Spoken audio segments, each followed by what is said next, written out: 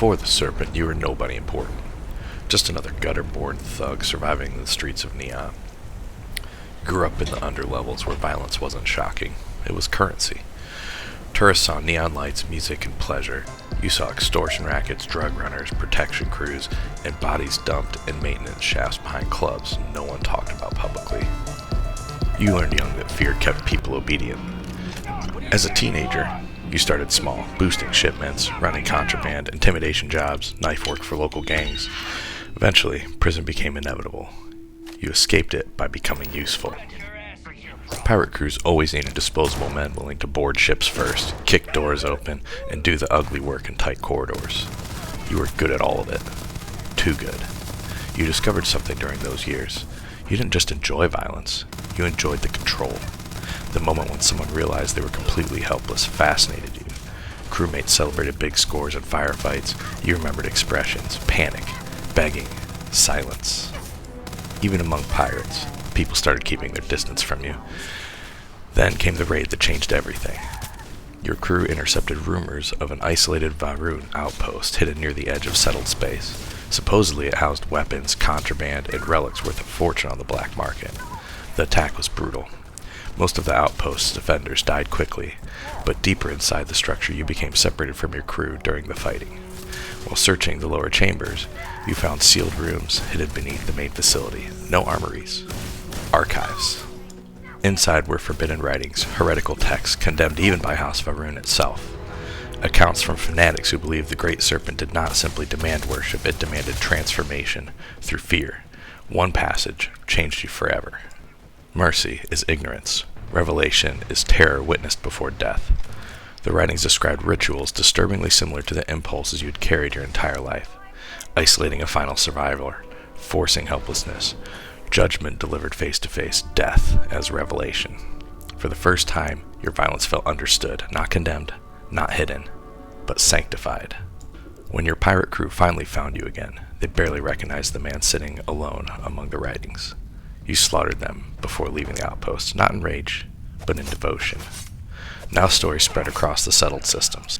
Disabled ships found drifting empty, pirate crews massacred in silence, one final corpse left mutilated in ritual fashion.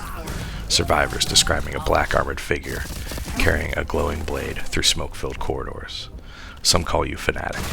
Some call you a serial killer. You call yourself something else entirely. The Black Apostle. An instrument of revelation sent to remind humanity. The Great Serpent does not whisper. It devours. Okay, before we get into the nuts and bolts of what makes up this build, what skills to take, background traits, all that good stuff, what we really want to go through is the roleplay piece happening. In the beginning, you are a pirate, you are a thief, play however you like, whatever that means to you. But once you have this moment where you're converting your guy into this Varun zealot serial killer type fella, you are going to need to play specifically after that. So whether you have access to plasma weapons or not, your combat goes like this. You go in, you gun everybody down but one person. That one person, you use an EM weapon like a Nova Blast to paralyze. And then you use a melee weapon to finish them off. And that is your playthrough the rest of the game. You go to an outpost, you're on the outside, you kill everyone but one, you do the ritual. You go on the inside, you kill everyone but one, you do the ritual. Look to board every ship you can possibly board that you're fighting with. Whatever the last ship is, that's the one you board. And then you murder all the people except for one. And then you paralyze them, and you sacrifice them again. That is your whole shtick. And it's actually a super fun way to play. So if you do this early, you're going to be using a maelstrom and like a rescue axe, or the obsidian dagger seems very ritualistic to me. The cutlass. But you are going to gun stuff down, Nova Blast, stabby stab, eventually getting to the point where you're using Varun plasma rifles, and then finishing off with a pain blade. And EMing with whatever works for you. It is a super interesting way to play. Now when it comes to factions, your mission now is to bring the Serpent's Embrace to the world. So any faction you're teaming up with after this point, you need to look at it more as furthering Varun's dominion, so you can be a pirate to destabilize stuff. If you want to go UC without spoiler alerting anything here, there's some choices you can make that would sow chaos through the world. If you play the Shattered Space DLC, there's 2 endings that work well. One actually ends your game, and you do not get to do any of the Starfield things, and it just reloads you, which is kind of a silly way to do it, but that's what they do. The other way, you definitely want to encourage invasion. It is a fun, interesting way to play. I hope you guys enjoy. Alright, and welcome to the Black Apostle background and traits. So, background-wise, there's not anything that really fits super good, even when I'm looking through my better backgrounds mod, and there's a million other things. So, ease of playthrough, you could go with Bounty Hunter, you could go with Soldier, you could go with File Not Found, which is just, you know, piloting and wellness are great. Ballistics a bit of a waste on them, since we're going to really be diving into the particle weapons part. But yeah, Soldier even would be okay. But so since there's no real great perfect fit ability wise, I'd probably say you're either gonna go Gangster, given like his background and you know, get involved with syndicates and bad people, or Bouncer, kind of along those same lines. You get security, you get fitness. Boxing's kind of a waste, but it's you know, a better fit, I think, than except maybe Gangster. So we're gonna go Bouncer. Trait wise, we of course need Serpent's Embrace, right? And then after that, we definitely, like I do with darn near every person, I think Wanted fits really well. Other ones that could work is Hero Worship. Like you kind of get like a cult following here of being this crazy psychopath killer guy that ends things in a specific way. And then the other option that would make sense would be Introvert, because he's kind of by his own, so really kind of one or the other there. Serpent's Embrace, Worshiping the Serpent, you could go Space, but man, the effects on Space kind of suck. So the only one you really need is Serpent's Embrace. You don't need anything else. Wanted makes a ton of sense though. And then I like the idea of like some weirdo that follows me that's like a little off base. So we're gonna go that. And since we're not sneaking around and stuff, it makes sense to be able to have, you know, people following you. So we don't really need the Introvert. Alien DNA would be another option just to add some extra toughness and things. But background, lore-wise, I think Hero Worship, Serpent's Embrace, and Wanted are going to be your best fits for our Psycho Killer over here. Alright, if you'd like to support the channel, you can head on over to No Chill Tactical. If you are like me, you enjoy video games, but you also enjoy your boomsticks and fitness, and that's what this site is all about. We have clubs and maces that are plate loadable, shirts that are tactical and funny, gym flags, workout themed apparel, tanks, hoodies, and training ebooks, both for fitness and for boomstick proficiency. Check it out, nochilltactical.com. Alright, as far as skills and progressions, you can see here, not much in physical, none in social, and then we got bunch in combat, bunch in tech. These are your bread and butter. He is primarily a fighting guy, so it makes sense to have more things in the fighting part. If there were more points available, I'd probably want to dump a little more survivability in, because at first he is a little squishy, but that is okay. So, we'll go through our physical first. So, have a couple ranks of fitness here. Depending on what background you took, you may start with that. Just a good quality of life improvement. And then wellness. This is our main survivability trait. It increases from 10% all the way to a 40% increase in health.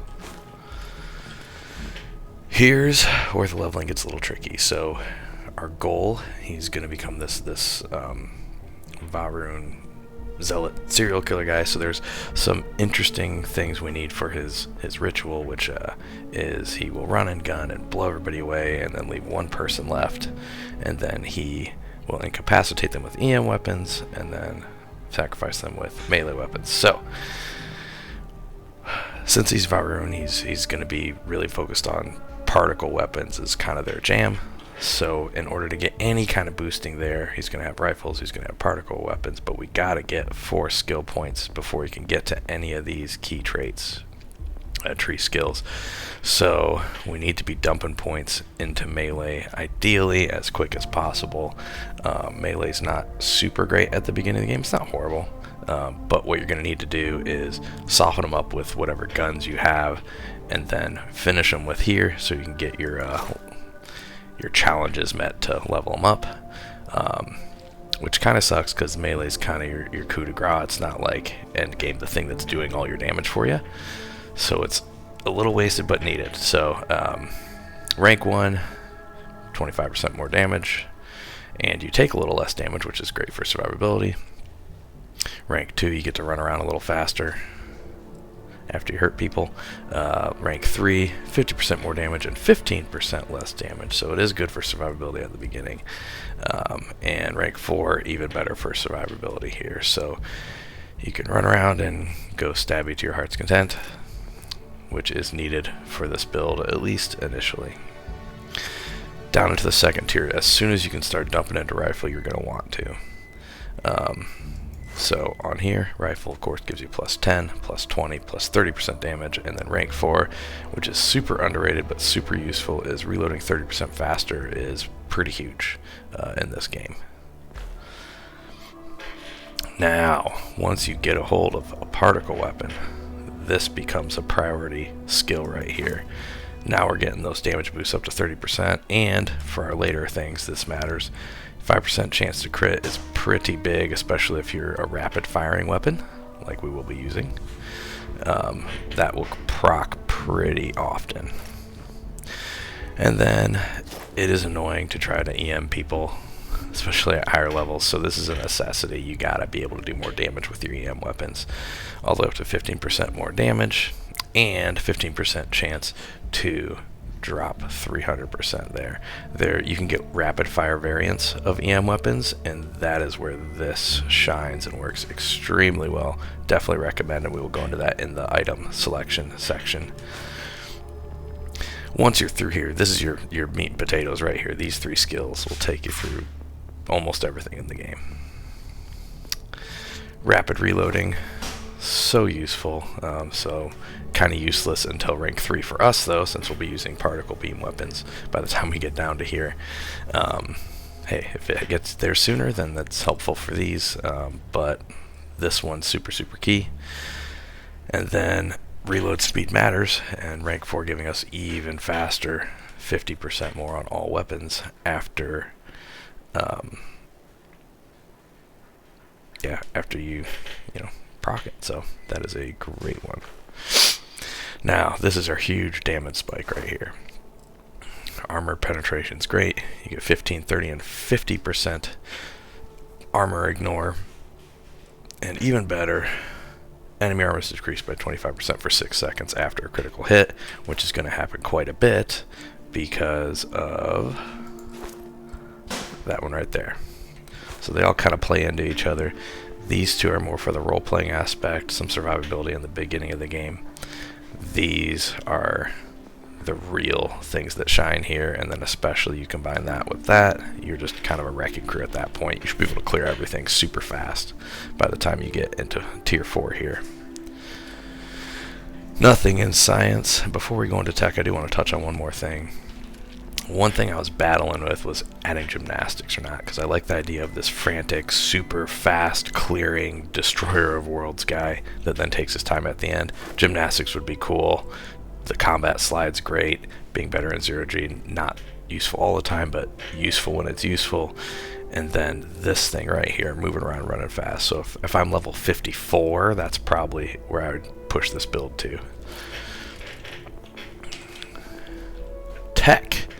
Super important. A lot of what you're going to be doing is boarding ships and, you know, commencing your combat and then into your ritual kill.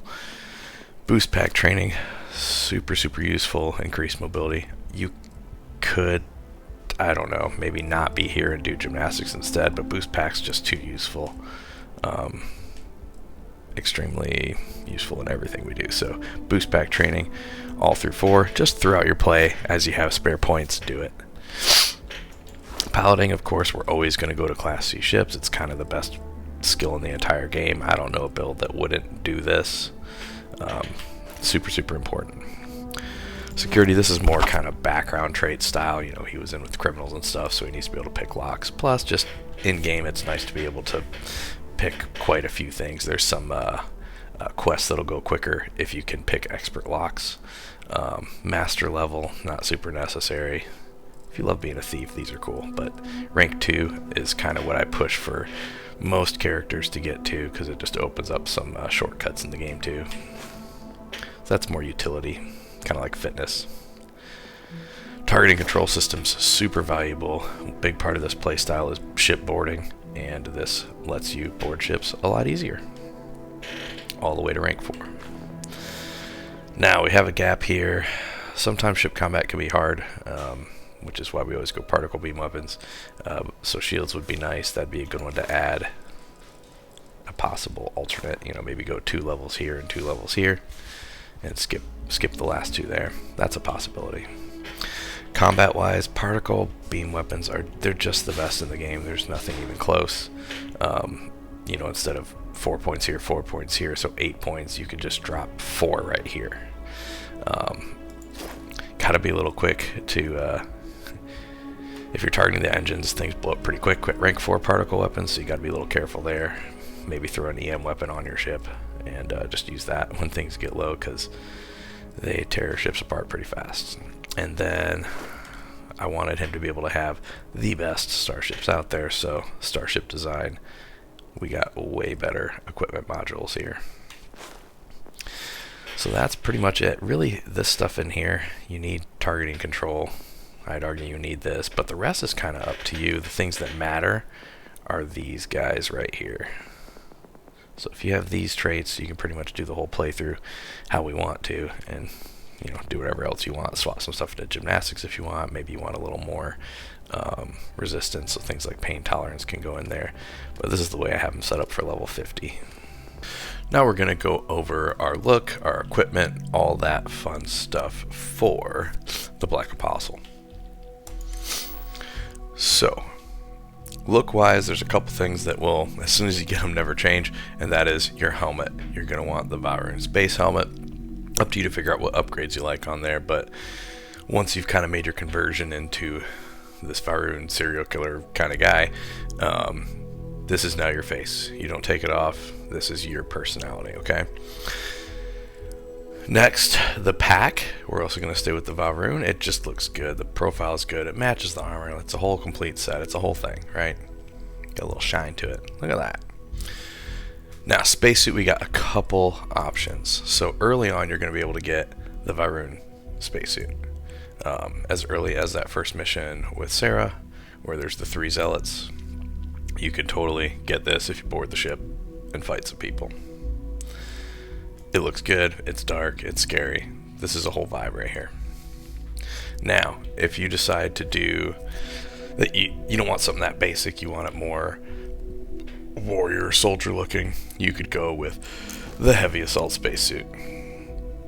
Also a good option, but to me it looks a little more like warrior Valrune guy, which I guess could work since we're clearing rooms with the instigator. It can work. You look like a crazy soldier guy, which is cool, but I don't like how it's like almost white here. It's not as dark, it catches light a lot more, and this seems more like cultist vibe, so I go with this personally, but either way it's cool. In the weapons department, this is where we got a bunch of things going on. So your primary is going to be the Valrune Inflictor. This is our bread and butter. This is where we are storming ships, clearing everybody out, till there's one guy left. And then when there's one guy left, we go to our disruptor. This is our EM damage gun. This is how we're going to stun people. Okay, you can get these super early, either from vendors or from enemies. You'll find them every now and then. If you're doing the UC Vanguard quest line, which I don't super recommend with this build, you'll get one and during the Terramorph invasion.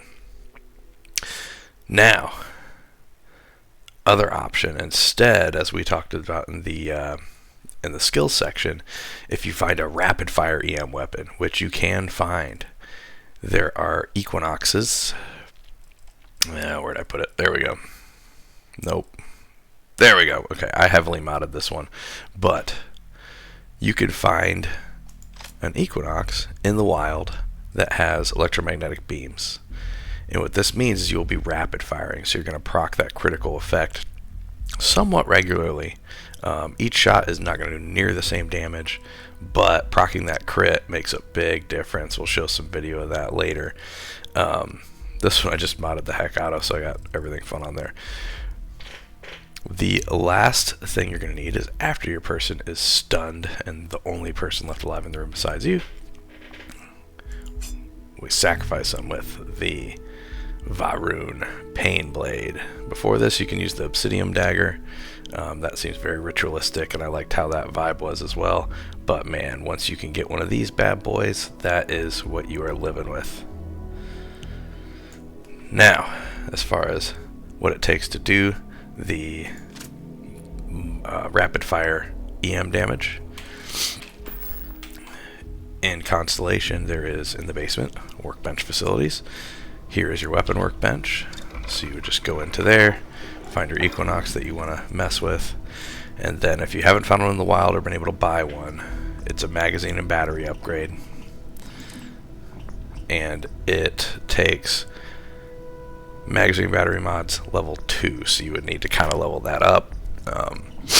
That's kind of a plus playthrough in my mind, so hopefully you just find one. If not, the Nova Blast works extremely well.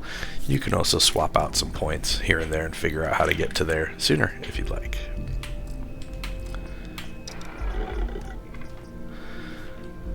And there is our majestic deadly serial killer guy.